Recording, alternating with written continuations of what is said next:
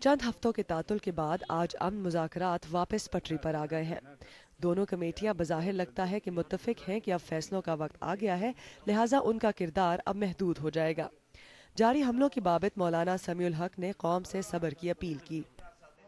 कई ताकतें ये सब कुछ साजिश और सबूताज करने की कोशिश करेंगी, पहले से हमें यकीन है। इतना आसान मसला नहीं है, तो आप घबराए नहीं।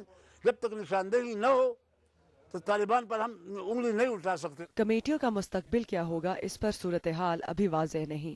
मुंतहाई मकसूद है मुस्तकिल क़याम अमन, एक हद तक हम पहुँचे हैं, आगे बढ़ना। अब उसके लिए क्या यही कमेटियाँ मौसर रहेंगी, क्या इनके अंदर नए लोग आने चाहिए, इनको वसअत दे देनी चाहिए, क्या इन कमेटियों का काम मुकम्मल हो गया है और इनकी जगह नई कमेटियाँ वजूद में आ जानी चाहिए या कोई एक कमेटी वजूद में आनी चाहिए, इन चीज़ों का फैसला कर रहा है। तालिबान की और हुकूमत की जानिब से जंगबंदी का ऐलान। दोनों कमेटियां अपने किरदार से खुश हैं, तो फिर अमन क्यों नहीं? एक तरफ मुज़ाकरात की कोशिशें तो दूसरी तरफ जानलेवा दहशतगर्द हमले भी जारी हैं। यहाँ इस्लामाबाद डिस्ट्रिक्ट कोर्ट्स में पीर को होने वाले हमले में 11 अफराद हलाक हुए।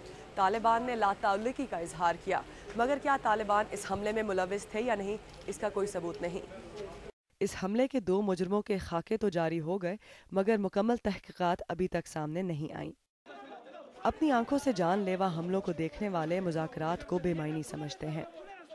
बाद में पता लगता है जी, कभी मुज़ाकरात हो रहे हैं जी, नाकाम हो गए, ये हो गया वो हो गया। ये तो सारा ऐसे मेरे ख्याल में टोपी ड्रामा है। आप मुज़ाकरात से उनको रोकेंगे और अगर मुज़ाकरात कामयाब ना हुए तो उनको इजाज़त होगी कि जाएं जिसको मर्जी मारें। आपकी सिक्योरिटी किधर है, आपकी प्लानिंग किधर है, आपकी मनसूबाबंदी किधर है? जिस दिन मुज़ाकरात बहाल हुए उसी दिन मुख्तलिफ वाक़यात में 8 लोग मारे गए। Iram Abbasi, BBC news, Islamabad.